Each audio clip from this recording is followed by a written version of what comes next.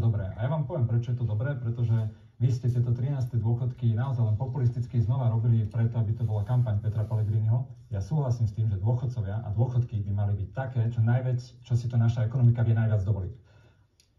Lenže keď máme problém s tým, že si to v niečom nevieme dovoliť, plus vidíme, ako to oni populisticky robia, naozaj, že to populisticky pred kampaňou. Prečo? Veď rok má 12 mesiacov. Prečo?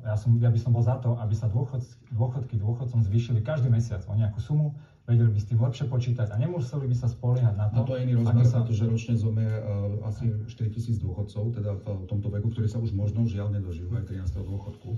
No, ale mali by ste, je proste kopec argumentov proti tomu, ale aj teraz pán Tomáš to argumentoval, mňa to vždy tak vyruší, že oni sa tvária, aj pán Tomáš, že kebyže to boli jeho peniaze.